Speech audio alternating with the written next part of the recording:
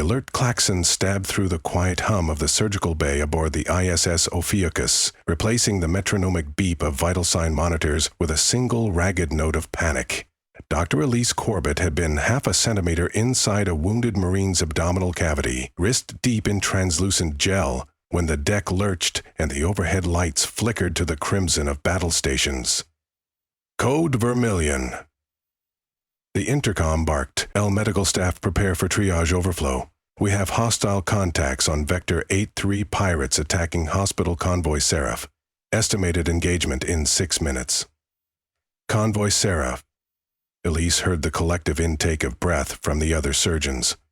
The convoy carried 8 fully loaded hospital barges, isolation wards for the myriad plague, incubators full of unimmunized infants, and half the galaxy's supply of antiviral serum. We were supposed to be untouchable white-hull vessels, bearing the gleaming caduceus decal that even warlords respected. Apparently, the Rim pirates hadn't gotten the memo.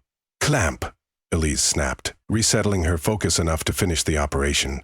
There was no sense letting one patient bleed out just because the universe had decided to take a darker turn. A surgical drone eased a spray sealer over the mesh she'd implanted, and a green icon bloomed on her visor.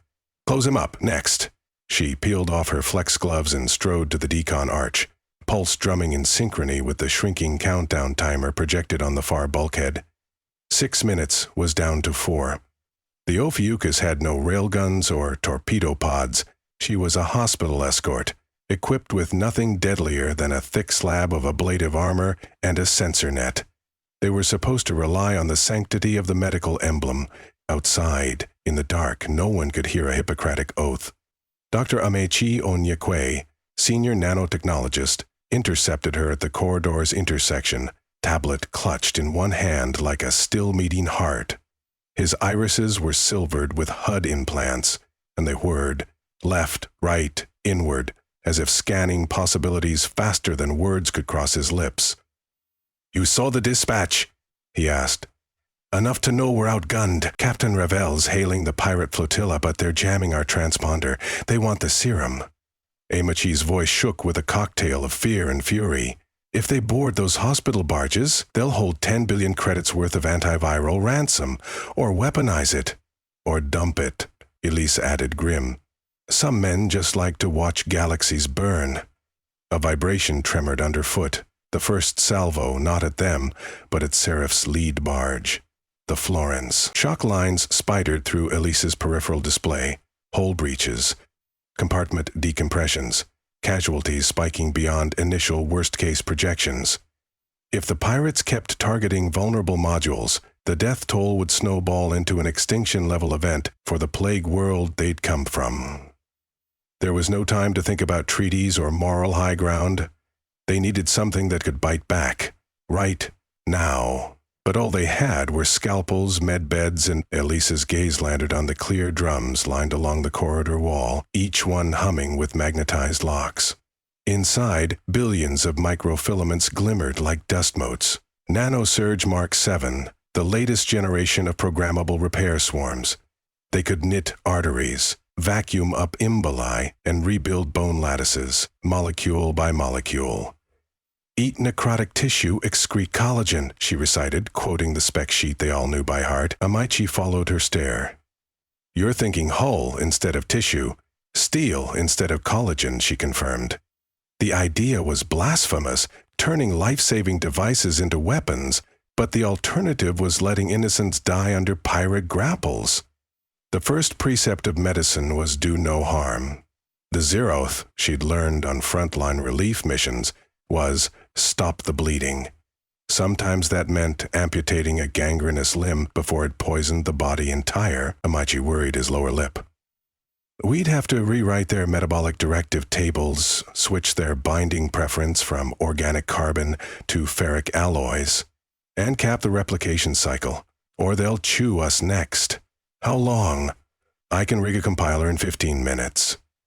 Dissemination vector?" He drummed his fingers on the tablet. "They're not letting us within railgun range. We don't need to get close." Elise turned on her heel, striding towards stores. "We have med drones that can cross open vacuum, And we have the Seraph's own lifeboat tubes. Pirates usually let escape pods drift. They want hostages alive. Amichek's eyes widened. We seed the pods with mites and let the pirates reel them in. Exactly. The mites crawl out, penetrate microfractures, dissolve hull plating. By the time the raiders know what hit them, their ships are bleeding atmosphere. He exhaled a shaky laugh. All right, Chief. Let's commit heresy. They split. The nanotech bay for him, the drone racks for her. The Ophiuchus sickbay converted its secondary bay into a war room. Captain Ravel dialed in via holo, tension corrugating her brows. Dr. Corbett, I understand you have a countermeasure proposal. Correct, Elise said. She didn't mention that it was half-coded and wholly unapproved. We can weaponize our medical nanites into hull-eating mites, then deliver them via decoy escape pods. We estimate 5 to 7 minutes for complete structural failure on a standard Corsair-class corvette. Ravel pinched the bridge of her nose. You want to melt their ships from the inside? Neutralize, Captain. We can program the mites to shut down after breaching pressure hulls. Minimal loss of life. There's still a chance the pirates will vent before they can reach suits. Elise's jaw set. And there's a certainty the hospital barges will be sacked if we do nothing. I'll take the odds. Very well. Ravel's voice regained steel. You have provisional authorization under Emergency Defense Protocol Theta. Get it done. Back in the nanotech lab, Ami, everybody called him that, had already flooded the glassed-in glove box with sterilization light. He flicked sliders, and the swarm inside the test chamber shimmered purple. Alpha mucolytic cascade disabled, he muttered to himself. Replace with ferric chelation, add exothermic polymerase to prevent self-clumping.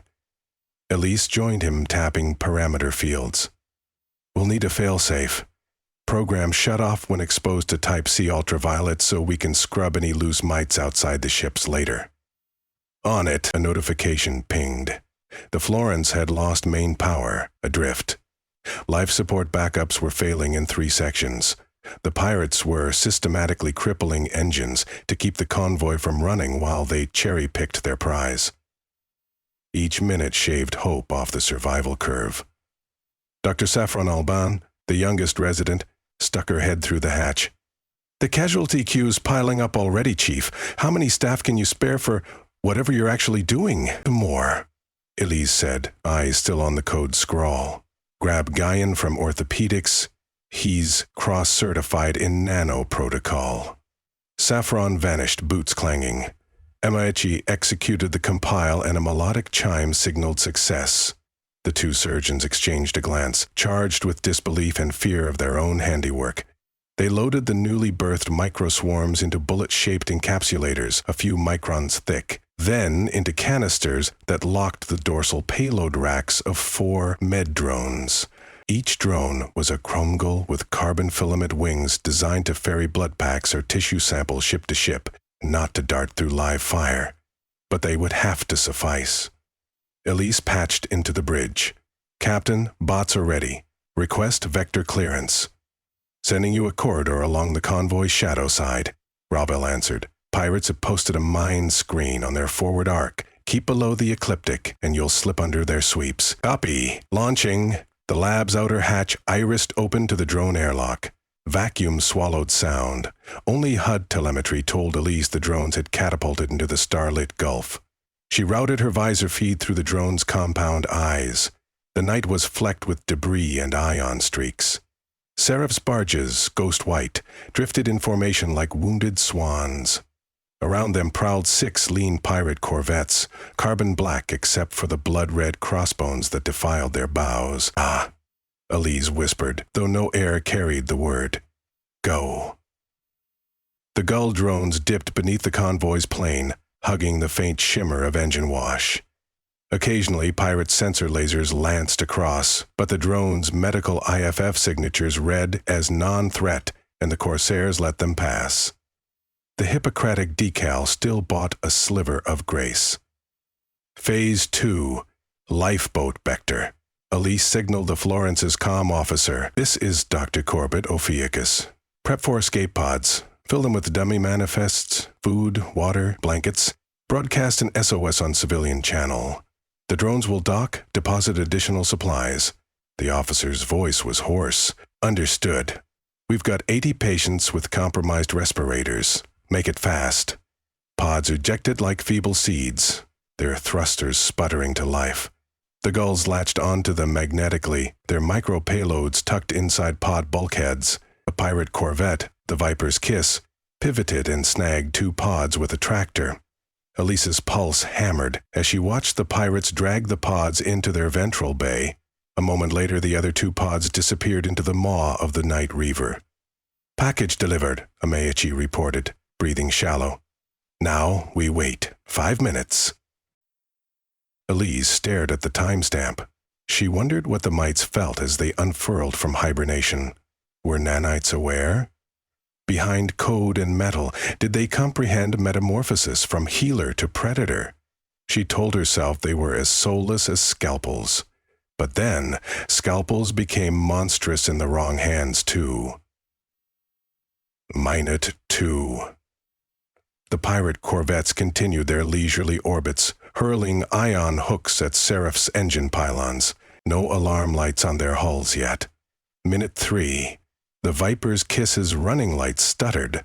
Telemetry from Ophiuchus sensors showed a drop in reactor containment temperature as coolant conduits began to rupture. The mites had found ferrous ligaments. Minute 4. Hull pressure warnings bloomed crimson across the Kiss's midsection. Elise saw atmosphere vent in shimmering blue ghosts. Tiny figures scurried in the bay, donning suits far too late. Mite Reaver's keel buckled, a slow accordion crush. The ship tried to boost, but thrust only peeled more plating. A medrone perched on a drifting flake of alloy, witnessing. Strike confirmed, Amechi said, voice flat with awe and horror.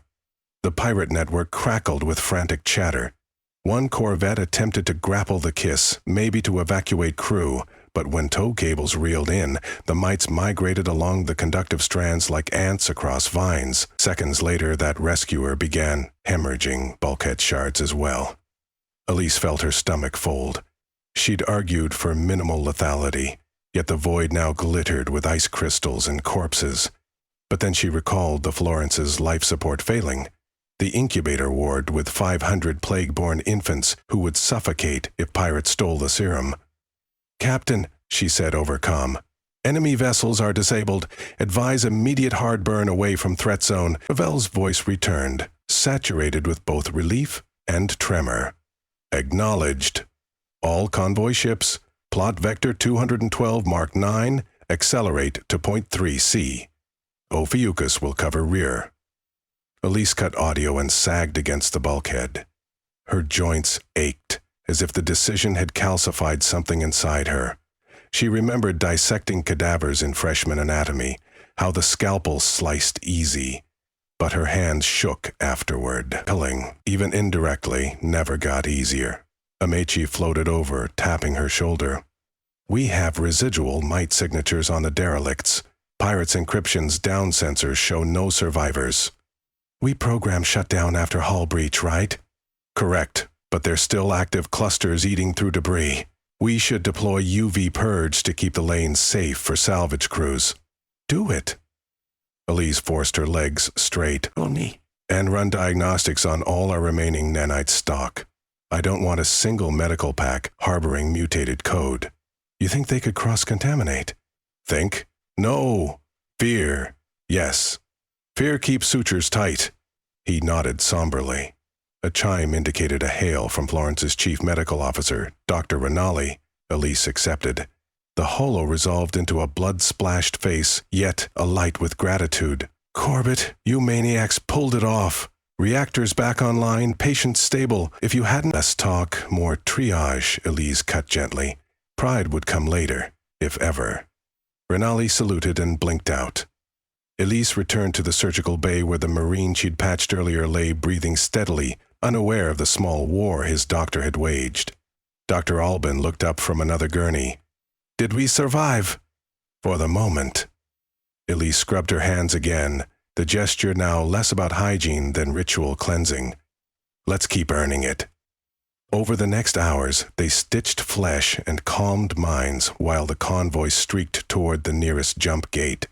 Reports filtered in.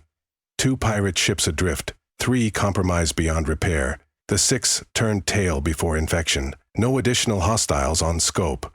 The mites, once heroes in bloodstream scale, were now silent spores dormant between stars, yet consequences stuck like burrs. Captain Ravel convened a debrief in the wardroom, holoscreens projecting casualty charts.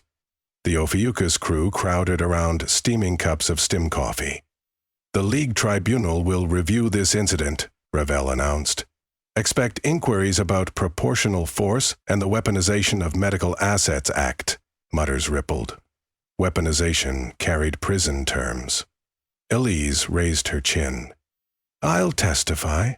We issued warnings, prioritized non-fatal protocols, and saved thousands. Let anyone weigh that." Ravel's stern mask softened. "For what it's worth, Doctor, I'd stake my commission on you making the right call." Amechi offered a tired grin.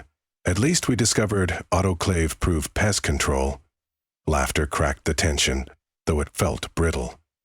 3 days later, the convoy reached the gate at Talus Minor. Dockyards welcomed them with banners, plague refugees carved, "Seraph saved us," into station bulkheads. Oophides lionized the Ophiuchus team as miracle workers, omitting the grisly physics of dissolving pirates. News cycles preferred sanitized heroism. During a lull, Elise sat alone in the observation blister, watching the busted hulk of the Night Reaver towed past, jagged like a half-gnawed bone. She sipped cold tea, sensing footsteps behind. Amaichi joined her, holding 2 data rods. "For Tribunal Archives," he said, setting one beside her. "Full code lineage and action logs. Transparency." "Good." She traced a finger along the viewport's rim. "Do you think we crossed the line?" He considered. "Medicine's a blade. We usually cut disease. Sometimes a disease flies a pirate flag." Elise's lips quirked. "You planning to put that on an oath revision?" He chuckled, then sobered. "I'll never forget reprogramming those units. Felt like teaching a child to kill. Children can kill in self-defense," she murmured. "And we had a duty to defend." They fell silent, watching tugboats shepherd broken corvettes into quarantine orbits, where UV lamps flared violet, incinerating the last hull-eating mites. In that shimmering light, Elise saw both sin and salvation stitched together, an ugly suturing, but one that held the galaxy's wound closed for another night. Behind the tugboats, the hospital convoy Seraph glided on.